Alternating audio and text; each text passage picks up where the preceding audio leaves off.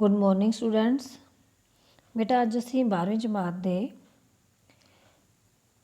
24ਵੀਂ ਪੰਜਾਬੀ ਦੇ ਨਮੂਨੇ ਦੇ ਪ੍ਰਸ਼ਨ ਪੱਤਰ ਨੂੰ ਹੱਲ ਕਰਾਂਗੇ। ਇਹ ਸੈਕਿੰਡ ਟਰਮ ਲਈ ਨਮੂਨੇ ਦਾ ਪ੍ਰਸ਼ਨ ਪੱਤਰ ਹੈ। ਇਸ ਪ੍ਰਸ਼ਨ ਪੱਤਰ ਦੇ ਕੁੱਲ 40 ਅੰਕ ਹਨ। ਪਹਿਲਾ ਪ੍ਰਸ਼ਨ ਸੁੰਦਰ ਲਿਖਾਈ ਲਈ ਹੈ, ਜਿਸ ਦੇ 2 ਅੰਕ ਹਨ। ਦੂਸਰਾ ਪ੍ਰਸ਼ਨ ਵਸਤੂਨਿਸ਼ਟ ਪ੍ਰਸ਼ਨ ਹਨ। ਛੋਟੇ ਉੱਤਰਾਂ ਵਾਲੇ ਪ੍ਰਸ਼ਨ, ਜਿਸ ਤਰ੍ਹਾਂ ਪਹਿਲਾ ਪ੍ਰਸ਼ਨ ਹੈ, ਸ਼ਾਹ ਹੁਸੈਨ ਦੇ ਦੋੜੇ ਵਿੱਚ ਆਏ ਸ਼ਬਦ ਤਸਬੀਹ ਤੋਂ ਕੀ ਭਾਵ ਹੈ। ਤਸਬੀਹ ਤੋਂ ਭਾਵ ਹੈ ਮਾਲਾ। ਗੁਰੂ ਅਰਜਨ ਦੇਵ ਜੀ ਦੀ ਕਿਸ ਰਚਨਾ ਨੂੰ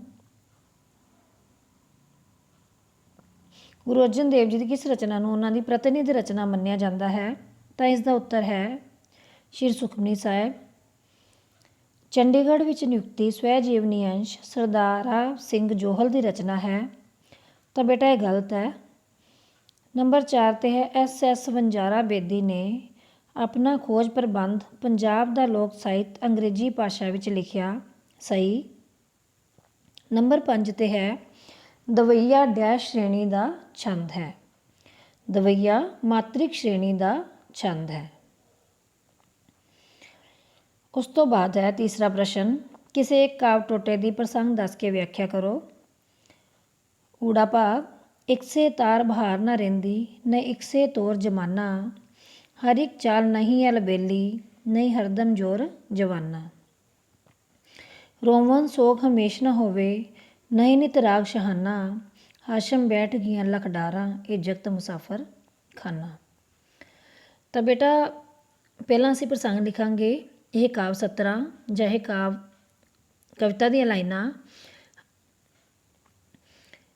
ਹਾਸ਼ਮ ਸ਼ਾਹ ਦੀਆਂ ਲਿਖੀਆਂ ਹੋਈਆਂ ਹਨ।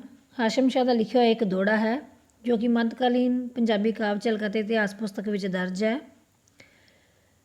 ਤਾਂ ਇਸ ਵਿੱਚ ਕਵੀ ਨੇ ਦੱਸਿਆ ਕਿ ਸੰਸਾਰ ਹਮੇਸ਼ਾ ਬਦਲਦਾ ਰਹਿੰਦਾ ਹੈ, ਕੋਈ ਵੀ ਚੀਜ਼ ਜਿਹੜੀ ਉਹ ਸਥਾਈ ਨਹੀਂ ਹੈ।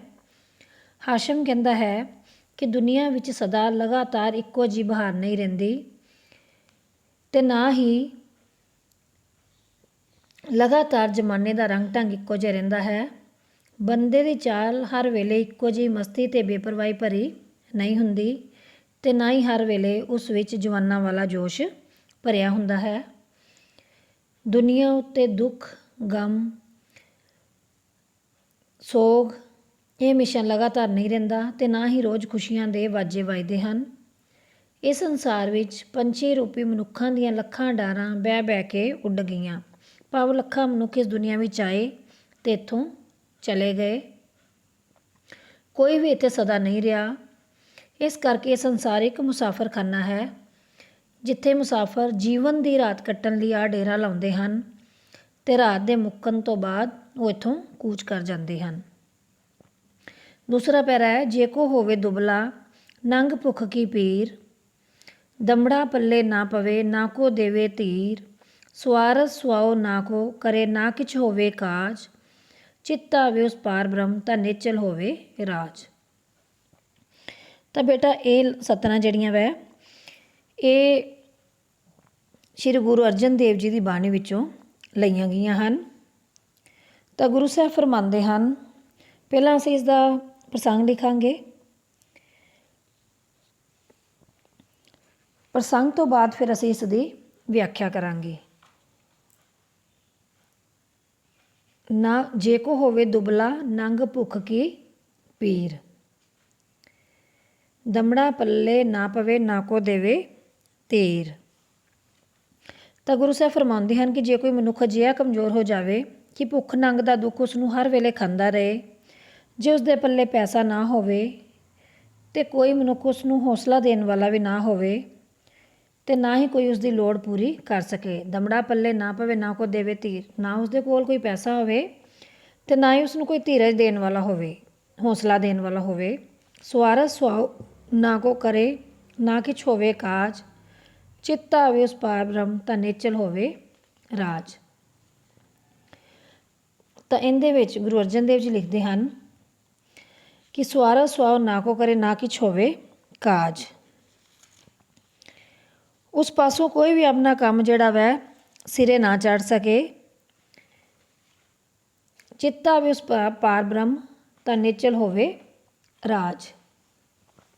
ਜੇਕਰ ਅਜਿਹੇ ਸਮੇਂ ਵਿੱਚ ਵੀ ਪਰਮਾਤਮਾ ਉਸ ਦੇ ਚਿੱਤ ਵਿੱਚ ਆ ਕੇ ਬੈਠ ਜਾਵੇ, ਪਰਮਾਤਮਾ ਉਸ ਨੂੰ ਯਾਦ ਆ ਜਾਵੇ, ਤਾਂ ਉਸ ਦਾ ਅਟਲ ਰਾਜ ਜਿਹੜਾ ਵਾ ਉਹ ਕਾਇਮ ਹੋ ਸਕਦਾ ਹੈ।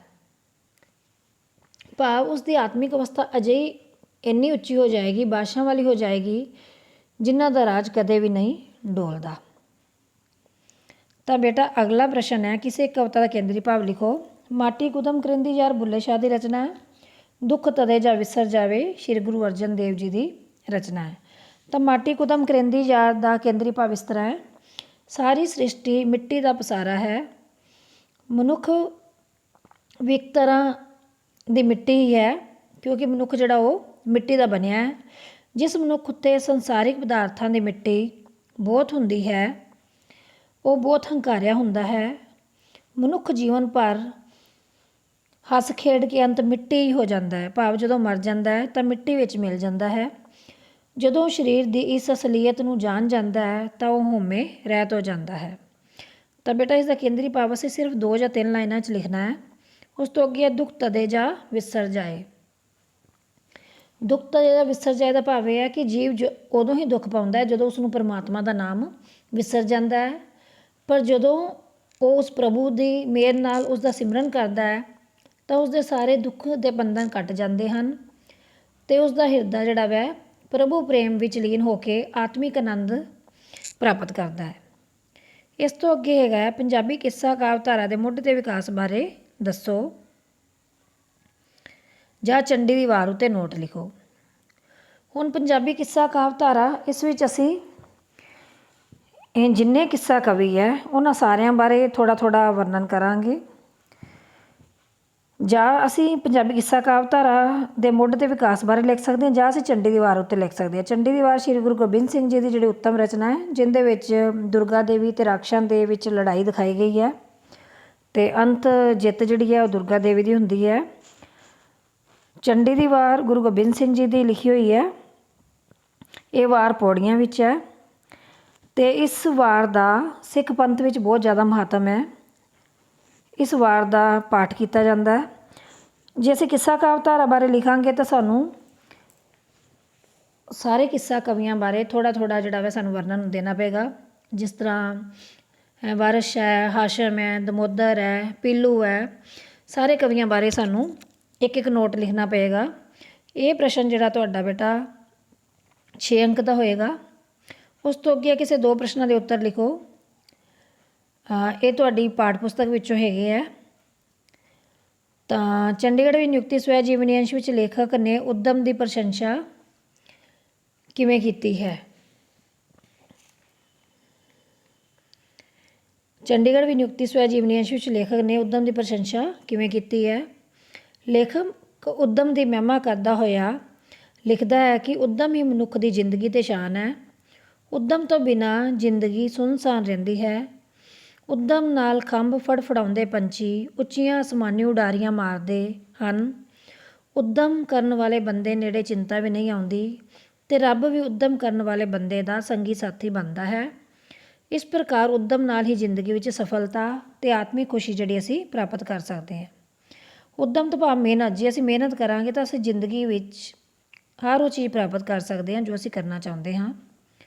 ਉਸ ਤੋਂ ਅੱਗੇ ਹੈਗਾ ਵਾ ਚੰਡੀਗੜ੍ਹ ਵਿੱਚ ਨਿਯੁਕਤੀ ਸਵੈ ਜੀਵਨੀ ਅੰਸ਼ ਤੋਂ ਲੇਖਕ ਦੀ ਕਿਹੋ ਜਿਹੀ ਸ਼ਖਸੀਅਤ ਉੱਭਰਦੀ ਹੈ?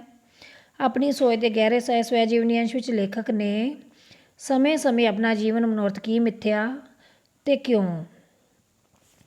ਉਸ ਤੋਂ ਅਗਲਾ ਪ੍ਰਸ਼ਨ ਹੈ, ਲੋਕ ਸਾਹਿਤ ਇਕੱਤਰ ਕਰਨ ਲਈ ਲੇਖਕ SS ਵਣਜਾਰਾ ਬੇਦੀ ਨੂੰ ਕਿਸ ਤਰ੍ਹਾਂ ਦੇ ਯਤਨ ਕਰਨੇ ਪਏ? ਤਾਂ ਬੇਟਾ ਇਹ 4 ਪ੍ਰਸ਼ਨ ਹੈ। ਇਹਨਾਂ ਵਿੱਚੋਂ ਤੁਸੀਂ ਕੋਈ 2 ਪ੍ਰਸ਼ਨ ਕਰਨੇ ਆ। ਇਹ ਪ੍ਰਸ਼ਨ ਜਿਹੜੇ ਆ 4 ਅੰਕ ਦੇ ਹੋਣਗੇ, 8 ਨੰਬਰ ਦੇ।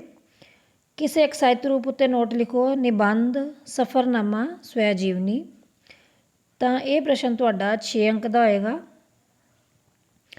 ਨਿਬੰਧ, ਸਫ਼ਰਨਾਮਾ ਅਤੇ ਸਵੈ ਜੀਵਨੀ, ਇਹਨਾਂ ਵਿੱਚੋਂ ਤੁਸੀਂ ਕੋਈ ਇੱਕ ਲਿਖਣਾ ਵੈ। ਨੰਬਰ 8 'ਤੇ ਹੈ, ਕਿਸੇ ਇੱਕ ਦੀ ਉਦਾਹਰਨ ਸਾਹਿਤ ਪਰਿਭਾਸ਼ਾ ਲਿਖੋ। ਦਵਈਆ ਛੰਦ, ਅਤਿ ਕਥਨੀ ਅਲੰਕਾਰ, ਅਦਭੁਤ ਰਸ। ਤਾਂ ਬੇਟਾ ਇਹਨਾਂ ਵਿੱਚੋਂ ਤੁਸੀਂ ਕੋਈ ਇੱਕ ਕਰ ਸਕਦੇ ਹੋ। ਛੰਦ ਬੇਸ਼ੱਕ ਤੁਸੀਂ ਛੱਡਣਾ ਚਾਹੋ ਤਾਂ ਛੱਡ ਸਕਦੇ ਹੋ, ਅਤੇ ਕਥਨੀ ਅਲੰਕਾਰ ਅਤੇ ਅਦਭੁਤ ਰਸ ਇਹਨਾਂ 'ਚੋਂ ਤੁਸੀਂ ਕੋਈ ਇੱਕ ਕਰ ਸਕਦੇ ਹੋ।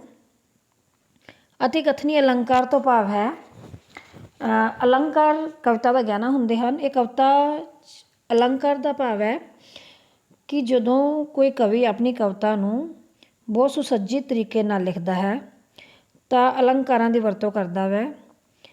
ਅਤੀ ਕਥਨੀ ਅਲੰਕਾਰ ਤੋਂ ਭਾਵ ਜਦੋਂ ਅਸੀਂ ਕਿਸੇ ਦੀ ਜ਼ਿਆਦਾ ਹੀ ਪ੍ਰਸ਼ੰਸਾ ਜਾਂ ਜ਼ਿਆਦਾ ਹੀ ਨਿੰਦਾ ਕਰਦੇ ਹਾਂ। ਅਤੀ ਕਥਨੀ ਭਾਵ ਜਿਹੜੀ ਗੱਲ ਸੱਚਾਈ ਦੇ ਨੇੜੇ ਨਾ ਹੋਵੇ ਤਾਂ ਉਸ ਵੇਲੇ ਅਤੀ ਕਥਨੀ ਅਲੰਕਾਰ ਪੈਦਾ ਹੁੰਦਾ ਹੈ।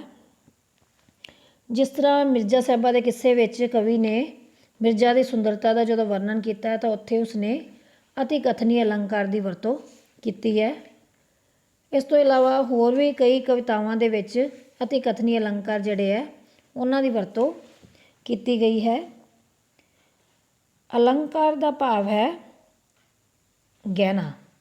ਜਿਸ ਤਰ੍ਹਾਂ ਨਾਜ਼ੁਕ ਪੈਰ ਮਲੂਕ ਸਸੇਦੇ ਮਹਿੰਦੀ ਨਾਲ ਸ਼ਿੰਗਾਰੇ, ਬਾਲੂ ਰੇਤ ਤਪੇ ਵਿੱਚ ਥਲਦੇ, ਜਿਉਂ ਜਿਉਂ ਭੁੰਨਣ ਪਠਿਆਰੇ, ਸੂਰਜ ਭੱਜ ਵੜਿਆ ਵਿੱਚ ਬਦਲੀ, ਡਰਦਾ ਲਿਸ਼ਕ ਨਾ ਮਾਰੇ। ਤਾਂ ਇਹਨਾਂ ਸਤਰਾਂ ਵਿੱਚ ਵੀ ਅਤੀ ਕਥਨੀ ਅਲੰਕਾਰ ਦੀ ਵਰਤੋਂ ਕੀਤੀ ਗਈ ਹੈ। ਅਤੇ ਕਥਨੀ ਭਾਵ ਦੋ ਸ਼ਬਦਾਂ ਦੇ ਮੇਲ ਤੋਂ ਬਣਿਆ ਅਤ ਅਤੇ ਕਥਨੀ। ਇਸ ਦੇ ਦੋ ਹਿੱਸੇ ਹੈ। ਜਦੋਂ ਗੱਲ ਨੂੰ ਵਧਾ ਚੜਾ ਕੇ ਮਸਾਲਾ ਲਾ ਕੇ ਬਿਆਨ ਕੀਤਾ ਜਾਵੇ ਤਾਂ ਉੱਥੇ ਅਤੀ ਕਥਨੀ ਅਲੰਕਾਰ ਦੀ ਵਰਤੋਂ ਹੁੰਦੀ ਹੈ। ਇਹਦੇ ਵਿੱਚ ਅਸੀਂ ਕਿਸੇ ਦੀ ਉਪਮਾ ਵੀ ਕਰ ਸਕਦੇ ਹਾਂ ਅਤੇ ਕਿਸੇ ਦੀ ਨਿੰਦਿਆ ਵੀ ਕਰ ਸਕਦੇ ਹਾਂ। ਤਾਂ ਉਸ ਤੋਂ ਅੱਗੇ ਹੈ ਅਦਭੁਤ ਰਸ।